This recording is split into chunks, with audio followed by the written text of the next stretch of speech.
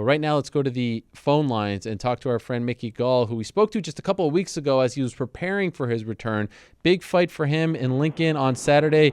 He fought George Sullivan and submitted him in just 69 seconds. A very impressive, dare I say, most impressive performance of his UFC career so far. He joins us now on the phone. Mickey, how are you?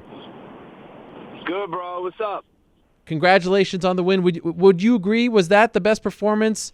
I know it was a short one. You had another short one at the top of your career, but was that your best performance so far in the UFC? Yeah, it's because probably because of the quality of opponent compared to the first one. Even though the first one was faster, and I dropped the guy and choked him. Yeah. So I guess I did more in the first one, but much higher quality opponent. So yeah, I guess so. Were you expecting it to be that quick? I know you were very confident, clearly, but that quick? No, I didn't expect it to be that quick, but I did want to keep it quick. I talked to Dana before the fight, and I was like, I wanted to be on Fox Sports 1 instead of Fox Sports 2, and he was like, we got some beasts up there like Eric Anders and like Tim Williams, and I was like, but if I keep it, he was like, if I keep it quick, maybe slide it in onto Fox Sports 1. And he was like, all right, if you keep it quick, I was like, all right, done. So I didn't want to keep it quick, but I was ready to go to war. Did you make it on Fox Sports 1? I don't think so. Yeah, I don't think so. I think I saw them air it later, but it was all good. I actually really didn't care anymore at that point. Yes. But beforehand, I wanted to. Fox Sports 1's got more eyes, but it's all good. Happy to get the win. Super fired up afterwards, yelling, throwing your mouthpiece. I recall, it was like you were fired up, but also like you were mad too. How would you describe that feeling there? I had some, I definitely, I still had a lot of adrenaline. Like I had a good warm up. I was ready to go for 15. I've really been working my striking, man. I put in a lot of work with Joe Schilling, and I really thought I was gonna get my first knockout. So I had a lot of energy still ready to be used, I think, and that burst out. And it'd been time pent up. Coming back off my first loss, even though we say, don't let it bother you. You got motherfuckers talking shit, say I'm not going to win in the UFC again, blah, blah, blah, this, that. I was souped up. I was ready to go. I was ready to prove a point. I wanted to be able to, show off some other skills, but that just, it was just there, man. I just took it. It was right there. Did you feel unfulfilled? Like, did you have to go to the back and work out a little more to get it out of your system? Nah. We did a long warm up before, so I was good that it was with that, but I just had a little more adrenaline in me. So yeah, I let that out, man. I was excited. That's I'm an emotional dude. I bring that in there. I'm ready to go. So yeah, that's what we like. But who was saying that you launched that mouthpiece too? Oh, why was that an important mouthpiece?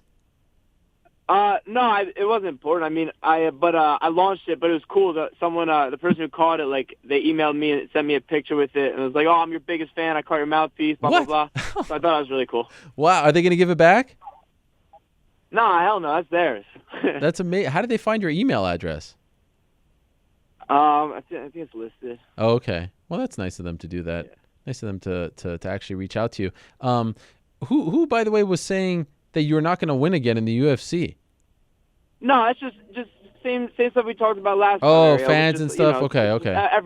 It's what but it's the stuff that I like that drives me. Yeah, of course. That drives me. That fuels the fire. So I just had some fire. So I still have more fire. So I guess I let it burn out with some screens at the end. Yeah. And what was fight week like for you? Considering the layoff, considering the loss, the new team, having some new people around you, Joe, as you mentioned, this one compared to the last one, what was it like? It was good. It was good. A little less media and stuff, which is cool.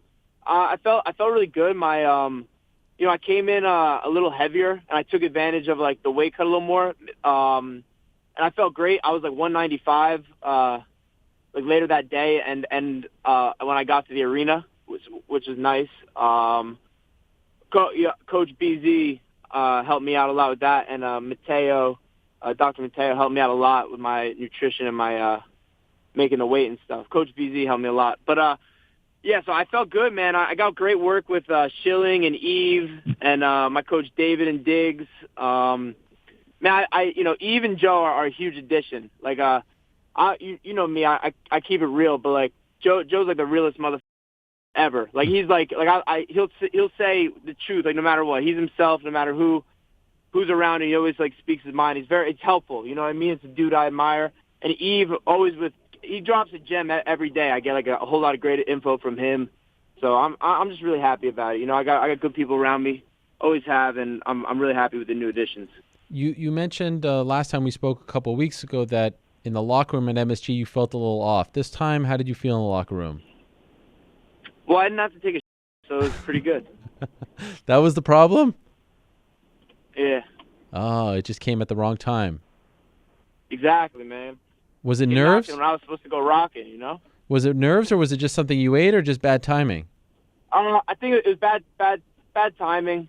But you know, you learn. It's the other. You know, I'm in a unique spot with my career. Like all my, I'm learning on the job to a degree. You know, like most guys have had 10 fights, and if you're not feeling your best now, you might be going against a lower level opponent, and you could like still make it work, not feeling your best. Like I'm going against the best guys in the world right now. So you know, there's going to be growing pains along the way, but I'm doing everything I can to never lose again. You know, so I know it's a hard thing to do, but I also know I think I can do it. So you know, if I'm the right guy every night, I'll keep winning. I'll win every time. You've developed this reputation as the guy who calls his shot. You always have someone ready and whatnot. And I have to be honest, I'm a little hesitant to ask you this question because this was kind of the source of our last sort of misunderstanding. But no, let's talk about it. Who's on the phone though? Who's on the phone? There's no one on the phone. On the phone? No one's here. We got nothing for you. Okay. Randy Brown, Sage Northcutt, Diego Sanchez.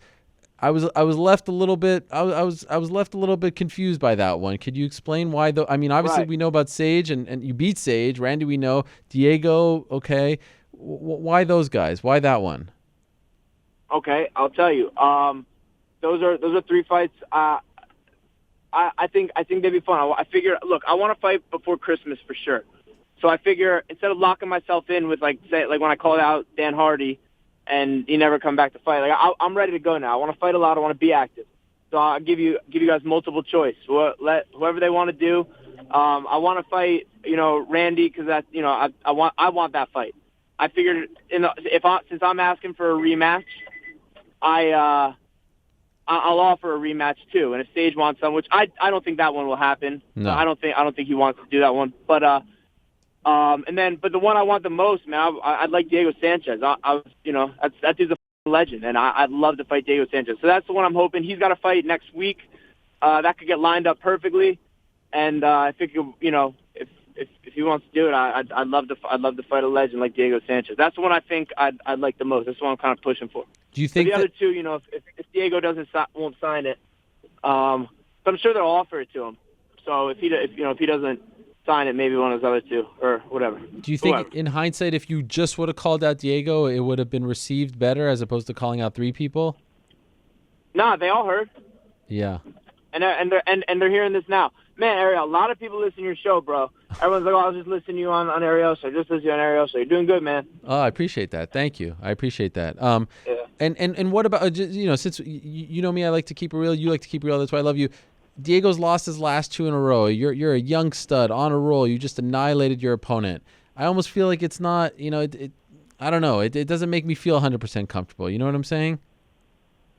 You think I'm like punching down or something? Like not punching down, so to speak. I think I'm trying to this is a name the UFC floated to me before this fight. That's what I'm doing. I'm trying to be realistic. Okay. They said, hey, maybe we're trying to match this up. So they floated that to me. I was like, yeah, if you get me Diego Sanchez, that would be awesome. Yeah, I'm in. So now I kind of got that in my mind. Gotcha. Okay. See, this is This is why I wanted to have you on. This is information I did not know. So it is very possible. Yeah. That came up from the UFC talks to me about that first. Interesting. Okay. So he's fighting Craig White, of course, at 228. You'll have your eye on that. You're probably hoping he wins because that probably increases your chances, right? Yeah. I hope he wins for sure. Okay, wow, Mickey Gall, Diego Sanchez. I'm assuming you've been watching Diego Sanchez fight forever, right? From Tough, he's the last remaining Tough One competitor. Forever, man, forever. He's a legend. That's it'd be fun. That's punching up. Diego's he's a legend, bigger name than me. I'd love to fight Diego. And MSG, that's what you want again? You want to go back there?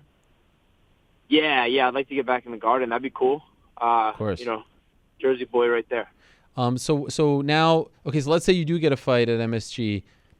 What will we do with the training camp? Will you still do the thing now where you'll go to California for a little bit and then come back?